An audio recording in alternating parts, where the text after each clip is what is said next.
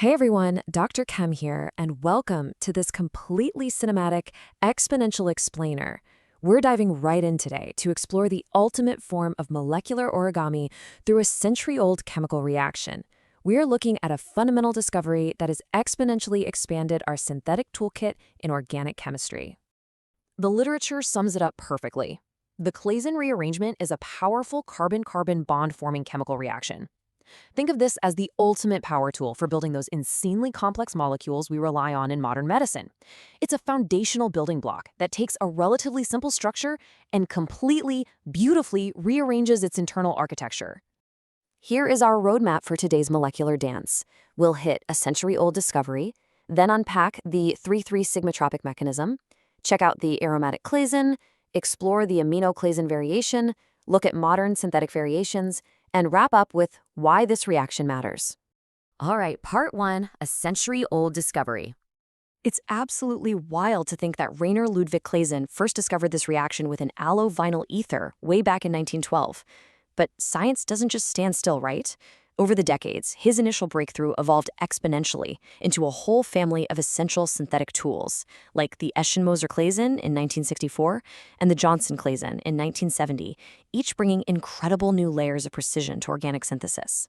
Okay, let's not get bogged down by the jargon here. When we say 3,3 Sigmatropic rearrangement, we're basically talking about a highly ordered, perfectly synchronized dance of atoms. It's an exothermic concerted pericyclic reaction. That's just a fancy way of saying old bonds break and new ones form at the exact same time. No messy intermediates in between, all happening smoothly within a highly structured, six-membered ring shape. Moving on to part two, the 3,3 Sigmatropic mechanism. What's really fascinating here is how just a little bit of simple heat triggers the starting material, an allyl vinyl ether, to completely restructure its own carbon skeleton. By just applying heat, the thermodynamic drive kicks in. Specifically, it's hunting for the highly favorable formation of a carbon-oxygen double bond, and the molecule seamlessly folds itself into a gamma-delta unsaturated carbonyl. And this beautifully illustrates that concerted nature we just talked about. The rupture of the oxygen-allo bond is happening at the exact same millisecond that the new carbon-carbon bond forms. Research shows this transition state heavily prefers a chair-like conformation. Plus, it's a strictly intramolecular process, meaning the molecule is just reacting with itself, perfectly contained. So the big takeaway is that this highly ordered first-order kinetic process proceeds in three beautifully predictable steps.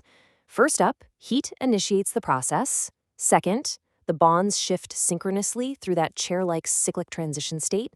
And finally, if it's an aromatic substrate, it undergoes rapid tautomerism. Basically, it just shuffles a hydrogen atom around to get its stable aromatic ring structure back.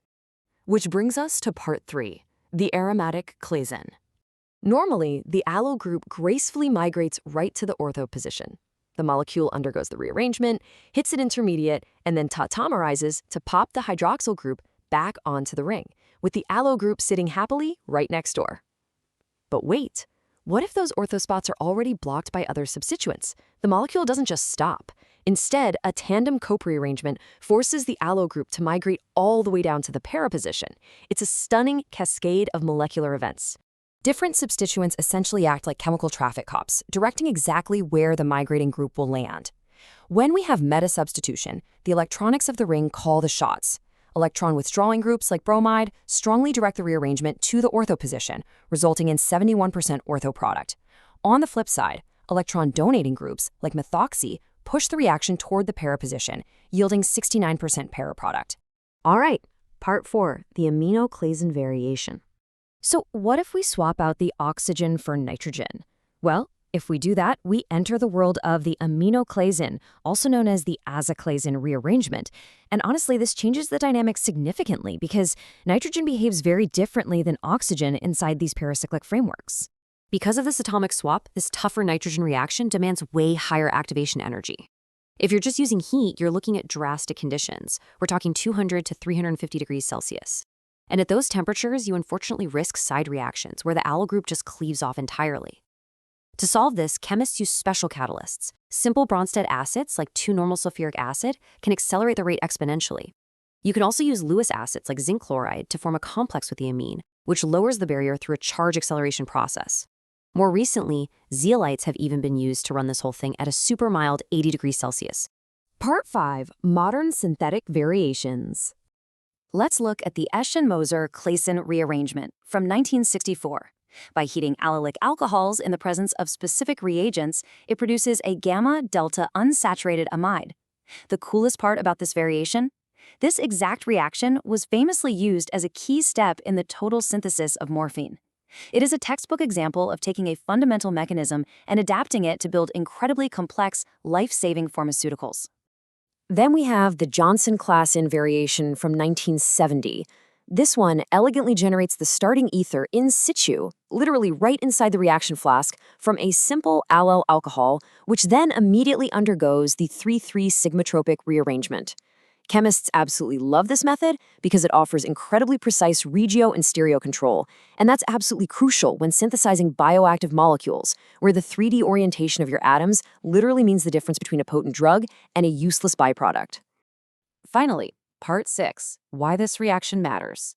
In the lab, this reaction is a tremendously reliable, high-yield workhorse for constructing complex carbon backbones. For example, utilizing the classic Claisen rearrangement on a simple aromatic ether reliably yields 84% of 2-allophenol. It's clean, it's efficient, and it creates a highly valuable carbon-carbon bond without needing overly complex starting materials. But get this exact chemical dance isn't just a human invention. It is happening naturally, right now, inside living organisms. The enzyme chorismate mutase actually catalyzes a biological Claisen rearrangement, converting chorismate to prephenate. This specific rearrangement is a critical intermediate step that living things use to produce vital amino acids like phenylalanine and tyrosine. Basically, nature was flexing the Claisen rearrangement millions of years before Rainer Ludwig Claisen ever set foot in the lab. So, I want to leave you with a final thought to ponder as we continue unraveling the intricate origami of the chemical world. If a single century-old reaction is still unlocking new medicines and materials today through endless variations and exponential discoveries, what hidden molecular dances are we going to discover tomorrow? Keep questioning, keep exploring. Thanks for joining me, Dr. Chem, on this deep dive into the Claisen rearrangement. See you on the next Cinematic Explainer.